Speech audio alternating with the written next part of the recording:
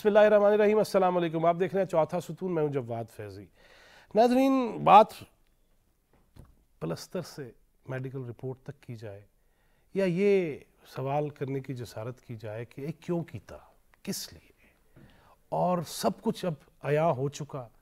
आपके अंदाज भी, अतवार भी, तर्ज़ तखातुब भी, सियासत भी, दहशत गर्दाना हरकतें भी और रियासत पे हमले भी। अब ये सब कुछ करके आप कहते हैं मुज़ाकरात कर लो, तो वज़ीर दाखिला तो कहते हैं कि मुज़ाकरात नहीं, इनको माफ़ी नहीं मिलेगी। जो छोड़ के जा रहे हैं ना पीटीआई, माफ़ी फिर भी नहीं मिलेगी। जो गुनाह किया है, जो जुर्म किया है, उसकी सज़ा मिलेगी। उधर वज़ीर ख़ारजा ये कहते हैं कि पीटीआई से मुज़ाकरात का कोई इम्कान नहीं। उधर वज़ीर इत्तलात कहती हैं कि दहशतगर्द और रियासत पे हमला करने वालों से मुज़ाकरात तो हो ही नहीं सकते। ये सारी बातें बनेगा कि क्या हो रहा है? अहले सियासत के मामलात, पार्लियामेंट के इश्यूज़, वो भी अदालत में, और हमें उस सिरे कम मिलेंगे कि हर इदारा अपने तय अपनी अपनी जो कवायद हैं, जो ज़वाबित हैं, उनके तहत वो काम करेगा। जिनका काम सियासत नहीं, उनका काम सियासत नहीं, और जिनका काम बंदूक संभालना नहीं, उनका काम बंदूक संभालना नहीं, और जिनका काम लताड़ना नहीं किसी को भी, वो लताड़ना नहीं। तभी मुल्क तरक्की करते हैं ना, तभी पाकिस्तान की बका की हम बात करते हैं, इस्तेहकाम की बात करते हैं। और वो पाकिस्तान जो दुनिया की पहली इस्लामी एटमी कुव्वत बना 28 मई, प्रेशर था, दबाव था, धमकियां थीं और कंगाल कर देने के वो नारे थे, लेकिन उसमें भी ये किया गया क्योंकि हम ने साबित किया कि हम अपना दिफा करना जानते हैं। इन्हीं मौज़ूआत पे बात करेंगे। सीनियर मोस्ट जर्नलिस्ट जनाब साले ज़ाफ़र साहब हमारे साथ मौजूद है, बहुत शुक्रिया आपके तशरीफ़ लाने का। सीनियर जर्नलिस्ट जनाब फ़ारूक फैसल ख़ान, बहुत शुक्रिया आपके आने का। और इनके साथ यंग लॉयर हैं, इन्होंने देखा है सब कुछ कि कचहरियों में हुआ क्या, जब फ्रैक्चर, व्हील चेयर, बाल्टियाँ शाल्टियाँ, कालियाँ स्क्रीना, वो सब कुछ देखा। उसके असरात और मुज़मिरात क्या थे, पूछेंगे। हसीब जलानी एडवोकेट, बहुत शुक्रिया, और मीडिया से भी ताल्लुक़ है, 15-20 साल से इसी फील्ड में हैं। साले ज़ाफ़र साहब, इंट्रो में तो कई सवाल हैं, सिलसिला बढ़ता जा रहा है। राणा जी माफ़ कर दो, गलती मारे से हो गई, अब तो मामला आगे नहीं चला गया। देखिए जी, गुजारिश ये है कि सियासत हो, रियासत हो, ममलकत निज़ाम हो, आपस की डीलिंग हो, हर काम के लिए एक वक्त होता है। अब ये जो बात की जा रही है कि मुज़ाकरात किए जाएं, कहीं तो ये कहा जा रहा था कि ये चोर हैं, ये डाकू हैं, ये लुटेरे हैं, ये वो हैं, ये वो हैं, जितनी गालियां दे सकते थे उनको गालियां दी। अब भाई आप किससे मुज़ाकरात करना चाहते हैं? मुज़ाकरात के लिए आपको पहले ये साबित करना होगा कि आप इस अहल हैं, इस काबिल हैं कि आपसे गुफ्तगू की जा सके। जिस शख्स के बारे में अब मेडिकल रिपोर्ट ये है कि उसका ज़हनी तवाज़न ही दुरुस्त नहीं, पहले तो उसका ज़हनी तवाज़न दुरुस्त होना चाहिए ना। पहले आपको उस कैफियत में उसको लाएं कि वो नॉर्मल हो, वो मामूल के मुताबिक इंसान हो, फिर आप उससे बात करें। और जहाँ तक इमरान का ये कहना कि आप मुझसे नेगोशिएशन करें, बिल्कुल उनसे नेगोशिएशन होंगी, लेकिन उनसे नेगोशिएशन करेंगी तहकीकाती और तफ्तीशी टीमें। अब सियासी लोगों से उनके मुज़ाकरात नहीं होंगे, अब उनका मुज़ाकरात होंगे तफ्तीशी टीम से। तहकीक करने वाले अदारे उनसे पूछेंगे कि ये बताइए कि आपने पिछले 4.25 साल में इस मुल्क के ऊपर जो तबाही नाजिल की है, मैं 4.25 साल उनकी हुकूमत और उसके बाद का 1 साल भी उसमें शामिल करता हूँ, ये 4.25 साल इस मुल्क को आपने तबाह बर्बाद किया, इसकी रीज़न क्या थी? क्या जज्बा मुहर्रका था? क्या आप वाकई सियासतदान हैं? पहले तो ये उनको साबित करना पड़ेगा कि वो सियासतदान हैं। जो पाकिस्तान का पॉलिटिकल फ्रेमवर्क है, पाकिस्तान का जो सियासी ढांचा है, इसकी जो रवायात हैं, जो इसका माजी है, जो इसका कल्चर है, उसके मुताबिक तो मैं नहीं समझता कि तहरीक इंसाफ एक सियासी जमात भी है। ये लोग कहते हैं जी वो फ़ैन क्लब है, मैं समझता हूँ कि वो फ़ैन क्लब भी नहीं है, वो लुच्चे लफंगों का एक इकट्ठ था। आप ये देख लीजिए उन लोगों के किरदार के बारे में जो इनके बड़े टॉप के लीडर हैं, ان کی ذاتی زندگیاں دیکھیں، اور جو اب ان کے بارے میں جو باتیں ایک تو تواتر سے آ رہی ہیں، اب تو بڑی تفصیل کے ساتھ آ رہی ہیں، ان کا ذاتی کردار کیا ہے، کیا سیاسی جماعتوں میں یہ کچھ ہوتا ہے جو کچھ وہ ان کے بارے میں اب اظہر من الشمس ہو رہا ہے؟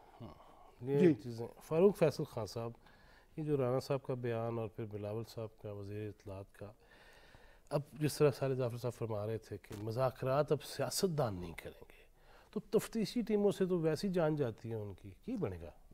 دیکھیں مذاکرات سیاستدانوں کی آپ بات کر رہے ہیں، پہلے آپ یہ دیکھیں کہ کیا وہ سیاستدانوں سے مذاکرات کرنا بھی چاہ رہے ہیں یا نہیں، اور یہ جو روزانہ اپیل جاری کر رہے ہیں کہ جی مجھ سے بات کی جائے، میں بات کرنا چاہتا ہوں، مجھ سے کوئی بات نہیں کر رہا، تو وہ تو سیاستدانوں کو تو ان کے مخاطب جو ہے وہ سیاستدان تو نہیں ہوتے، وہ تو ملٹری اسٹیبلشمنٹ کو مخاطب کر کے کہہ رہے ہوتے ہیں کہ جی مجھ سے مذاکرات کرو، اور جبکہ ادھر سے وہ کہہ دیا گیا ہوا ہے کہ جی ہم ان چیزوں میں نہیں آئیں گے۔ یہ الگ بات ہے کہ 9 مئی کے بعد جو ہے جو تحریک انصاف نے اور اس کی قیادت نے جو رویہ اختیار کیا اور جو اسٹریٹجی اختیار کی، تو ظاہر ہے کہ اب وہ اپنے ادارے جو ہیں وہ اپنے مقامات کے دفاع کے لیے سامنے نہیں آئیں گے۔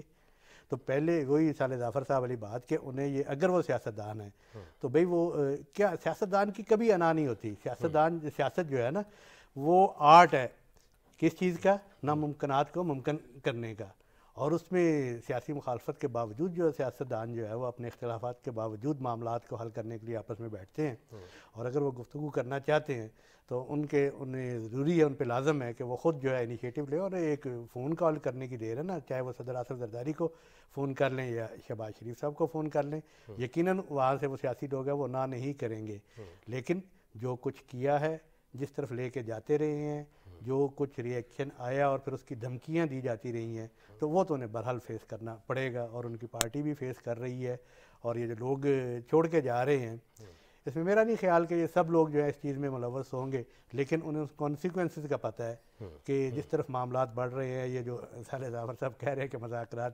انویسٹیگیشن کی طرف جا رہی ہے، جب انویسٹیگیشن ہوں گی تو جو کلیئر ہے وہ تو کلیئر ہو جائیں گے، لیکن جو لوگ اس سارے میں ملوث رہے ہیں ویسے بھی خان جی ریاست مدینہ کا تو کانسیپٹ یہ خان صاحب اپنی تقریر کے حوالے دیتے تھے تقاریر میں کہ جی خلیفہ وقت بھی جو ہے وہ بھی کٹہرے میں، اور وہ بھی، تو یہ ایک بڑی بدقسمتی کی بات ہے کہ حوالہ جات تو بہت دیے جاتے تھے، تاریخ کے، مغربی تاریخ کے بھی دیے جاتے تھے، اسلامی تاریخ کے بھی دیے جاتے تھے، لیکن ان ساری تاریخ کا علم ان کا بھی میری طرح واجبی صحیح تھا۔ کسی نے آ کے کوئی کان بتا رات گفتگو بیٹھے ہوئے محفل میں کسی نے کہہ دیا کہ اس دور میں ایسا ہوا تھا، تو وہ صبح اٹھ کے وہی بیان فرما دیتے تھے، باقی تفصیلات کا انہیں قطعی طور پہ علم نہیں ہوتا تھا، اور ریاست مدینہ جو وہ بنانے چاہ رہے تھے تو پھر انہیں اس چیز کا علم ہونا چاہیے کہ وقت کا حکمران جو ہے وہ جواب دہ ہوتا ہے، اور یہ اپنے آپ کو حکومت جانے کے بعد بھی جواب دہ نہیں تصور کر رہے، نہیں کر رہے۔ افسوسناک ہے۔ حسیب جیلانی صاحب، آپ عدالت میں بھی جاتے ہیں، یہ جو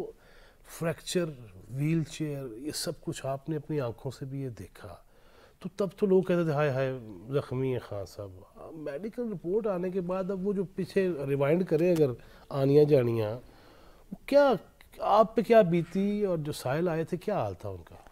یہ سر سب سے پہلے تو جب وی آئی پی کلچر کا عمران خان نے جو کہا تھا کہ اس کا خاتمہ کریں گے، یہ اس کا خود شکار ہوئے، اور اکثر جب ملزمان پہ اس قسم کے کیسز، کرمنل لائبلٹیز کے کیسز ہوتے ہیں، ان میں یہ اس قسم کی حرکتیں بیمار ہونے کی اور یہ جو ہے وہ کی جاتی ہیں، اور ہم نے دیکھا کہ جب عمران خان کچہری آتے تھے تو ان کے آنے کی وجہ سے نہ صرف سائلین بلکہ بہت سارے وکیلوں کو اندر عدالتوں میں نہیں جانے دیا جاتا تھا۔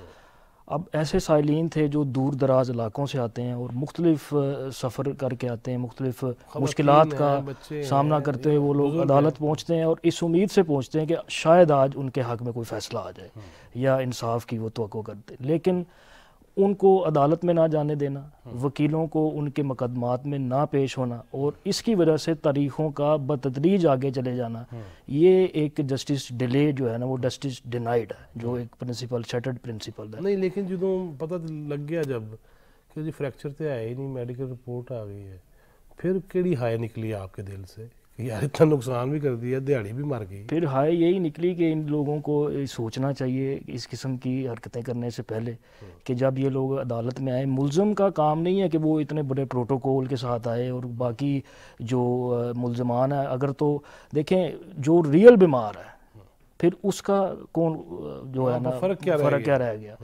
اگر انہوں نے ایک جو نعرہ لگایا اتنے پاپولر لیڈر ہیں خان صاحب جو یہ چلاتے رہے ٹرینڈ بھی، ایسا شخص بھی یہ کرے گا تو یار پھر تو قانون کا مذاق ہی ہے نا. قانون کے ساتھ مذاق ہے، وکلاء کے ساتھ مذاق ہے، اور جو سائلین انصاف لینے کے لیے آئے ہیں ان کے ساتھ بھی ایک قسم کا یہ مذاق ہی ہے.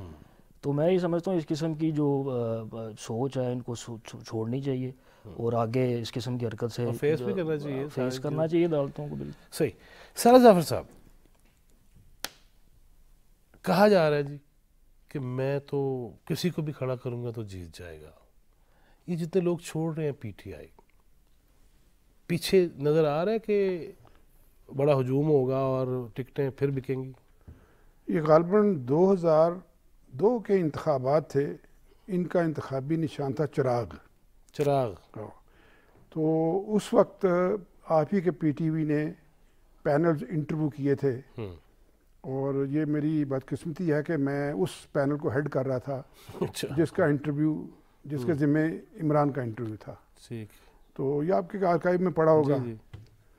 تو یہ سوال جو آج آپ کر رہے ہیں میں نے اس وقت بھی کیا تھا. میں نے کہا تھا کیا خیال ہے آپ کا، آپ کو کتنے سیٹیں وغیرہ مل جائیں گی، کیا توقعات کیا ہیں آپ کی؟ کہتا ہے لیکن یار میں اس سے پہلے کہ آپ کے سوال کا جواب دوں میں قوم سے ایک اپیل کرنا چاہتا ہوں. انہوں نے کیمرے کی طرف اپنی شکل کی اور اسے کہا میں عوام سے اپیل کرتا ہوں کہ آپ فلاں پارٹی کے پولنگ بوتھ پہ جائیں، فلاں پارٹی کے پولنگ ایجنٹ کے پاس جائیں، کھانا بھی کریں، پینا بھی ان سے کریں، لیکن جب آپ کو مہر لگانے کا موقع ملے تو چراغ پہ مہر لگائیں. میں نے یقین کریں میں اس وقت اندازہ لگایا، میں کہا یار یہ شخص جو ہے یہ کس طرح سوچتا ہے. یعنی اس کی سوچ کا محور یہ ہے کہ آپ کھائیں پیئیں بھی، یعنی کھائیں پیئیں بھی، کھائیں کسی کا اور ووٹ آپ کو دے. کیوں دے بھائی ووٹ آپ کو؟ اب آپ نے سوال یہ کیا کہ میں جس کو کھڑا کروں گا وہ کامیاب ہو جائے گا. کس کو کھڑا کریں گے؟ بھائی جان گزارش یہ ہے کہ کل لاہور ہائی کورٹ میں ضمانت کے لیے مچلکے داخل کرنے کے لیے ان کو کوئی بندہ نہیں ملا کو جو ان کے مچلکے داخل کرے. اس کے لیے بھی ان کو اپنے گھر کا خاک روب بھیجنا پڑا، اور جب خاک روب سے یہ گھر کا سویپر بھیجنا پڑا. اور جب عدالت نے پوچھا کہ بھائی یہ دیکھو آپ کیش پیسے لے کر آئے ہو، جائیداد نہیں ہے تمہارے پاس، میرا کچلا ہوگا بیچارہ لباس کے سے. ان کا دیکھو یہ کل کلام کو جب یہ ملزم عدالت میں پیش نہیں ہوگا تو تم پکڑے جاؤ گے، تم ذمہ داری لیتے ہو اس کو. تو وہ بیچارہ خاموش ہو گیا. جس شخص کی حالت یہ ہے کہ اس کے 1 لاکھ روپے کے کوئی مچلکے داخل کرنے کے لیے اس کو دستیاب نہیں ہے، آپ کہتے ہیں کہ وہ الیکشن میں کھڑا کرے گا. پہلی بات تو یہ ہے کہ وہ الیکشن میں ہوگا تو کھڑا کرے گا نا. مجھے تو اگلا جو سیاسی منظر نظر آ رہا ہے، جو انتخابی منظر کبھی بنے گا، مجھے تو اس میں عمران نام کا کوئی رہنما، کوئی کارکن، کوئی لیڈر، کوئی ورکر، کوئی کینڈیڈیٹ نظر نہیں آ رہا. اور جہاں تک پی ٹی آئی کا تعلق ہے، اب میرا خیال یہ ہے کہ اگلے الیکشن میں پی ٹی آئی سے جو تعلق ہے یہ الزام بنے گا. لوگ کہیں گے نہیں نہیں نہیں خدا کے لیے ہمارا کوئی تعلق نہیں تھا. یہی لوگ جو کل تک 9 مئی سے پہلے تک اس کے قسمیں کھاتے تھے، اس کا دم بھرتے تھے، یہ کہیں گے کہ ہمیں فلاں مجبوری تھی، کسی کو ساس کی مجبوری تھی، کسی کو بھانجی کی مجبوری تھی، کسی کو بیٹی کی مجبوری تھی کہ میں اس کے ساتھ تھا. اور بالکل اس کے ساتھ اس سے برت کا اعلان کریں گے، اس سے جان چھڑائیں گے. کینڈیڈیٹ ملیں گے تو الیکشن لڑیں گے نا وہ. اور دوسری بات یہ ہے کہ ابھی تو ان کو سب سے پہلے اس ماحول کو صاف ستھرا کرنے کے لیے ان کو اکاؤنٹیبلٹی کے سامنے پیش ہونا ہے. جب تک ان کی اکاؤنٹیبلٹی نہیں ہوتی یہ کسی طریقے سے ملک کے آئندہ ہونے والے عام انتخابات یا سیاسی عمل کا حصہ نہیں بن سکتے. مجھے یا ناظرین مجھے ایک بریک لینا ہے، بریک کے بعد واپس آتے ہیں اور مزید باتیں کرتے ہیں کہ جیو فینسنگ اور دیگر جتنے بھی تحقیقات ہوں گی اس کے بعد اس پارٹی کا جس طرح سارے ظافر صاحب فرما رہے ہیں کہ نظر نہیں آ رہے، پابندی لگنے کے کتنے امکانات ہیں، اس پہ بات کریں گے لیکن چھوٹے سے بریک کے بعد. اسٹے ود اس.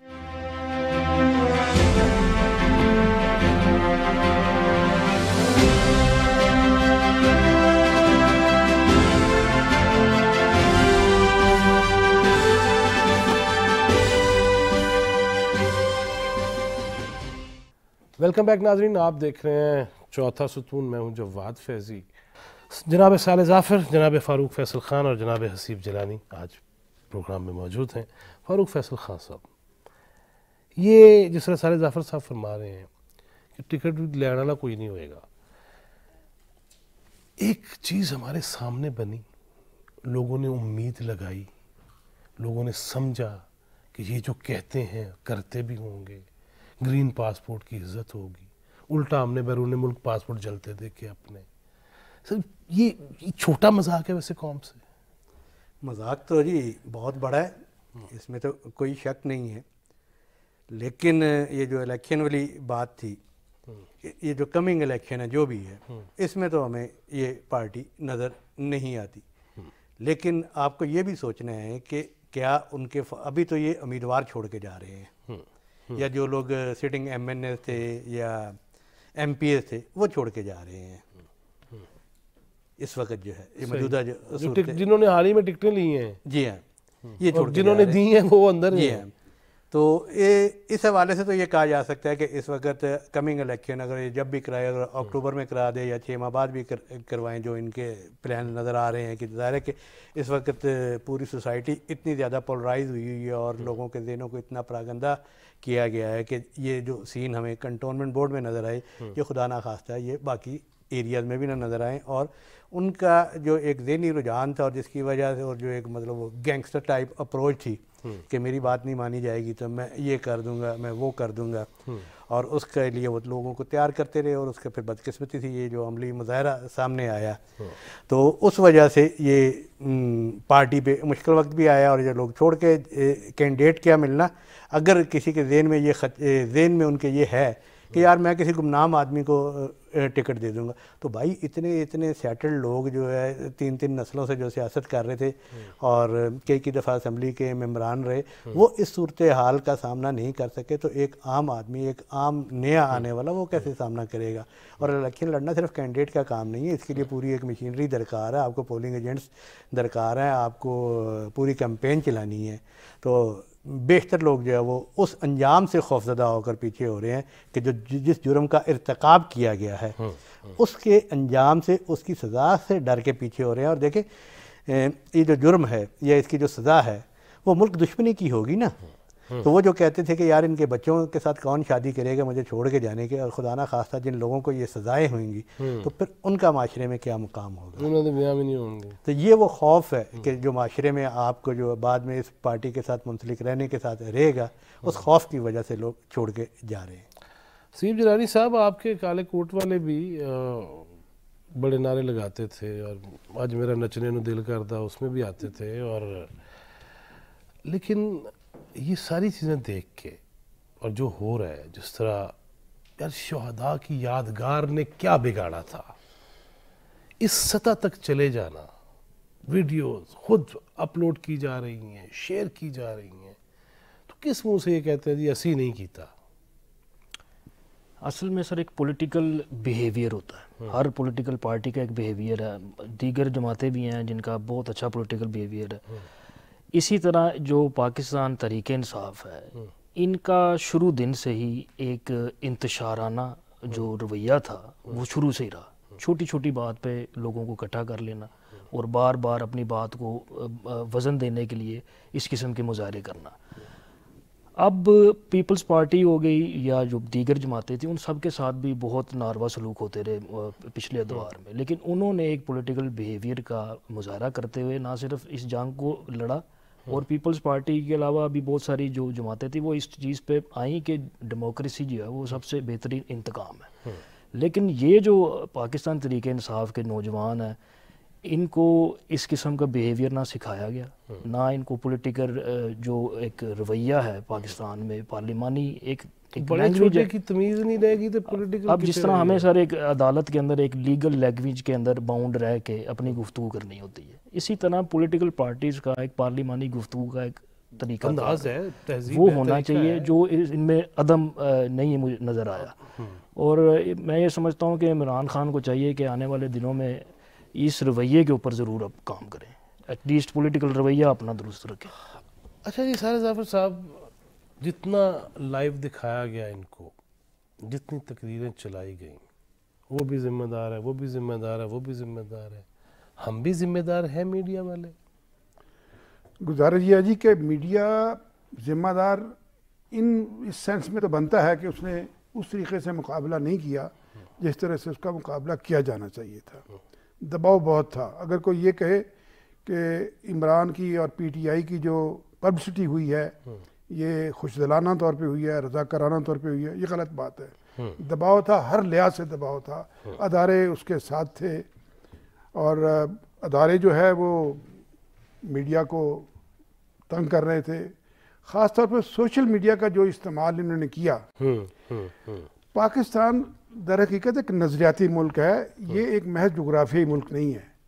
اس ملک کے لوگوں کی, اس ملک کے نوجوانوں کی, اس ملک کے بچوں کی تربیت پاکستان بنانے کے مقاصد کے لیے ہونی چاہیے تھی, لیکن بدقسمتی سے یہ آپ کہتے ہیں یو ٹرن لیا, اس نے 180 یو ٹرن لے کر ان بچوں کو نظریے سے دور کر دیا, پاکستان کی اساس سے بیگانہ کر دیا. اور جس طرح آپ نے بتایا کہ ناچ گانے کے علاوہ اور کسی بات کی تربیت نہیں دی گئی. ایک دفعہ قوالی نائٹ بھی ہوئی تھی. جی, قوالی نائٹ میں بھی آپ غور کیجئے گا کہ اس میں کیا ہوا تھا, قوالی نائٹ کے بعد کیا ہوا تھا, قوالی نائٹ سے پہلے کیا ہوا تھا. وہ ایسی داستان ہے جو اگر آپ کو سناؤں گا تو یہ آپ شاید آن ایئر نہ کر سکیں. بلکہ سارد بھائی وہ جب وہ بڑے قوال آئے تھے پچھلی دفعہ کفن والے, جی جی, تو اس وقت تو بہت ہی کچھ ہوا تھا, بہت ہی کچھ ہوا تھا. اور چونکہ اتفاق سے میرا دفتر پڑوس میں ہے تو لہذا میں تو چشمدید گواہ ہوں اس کا.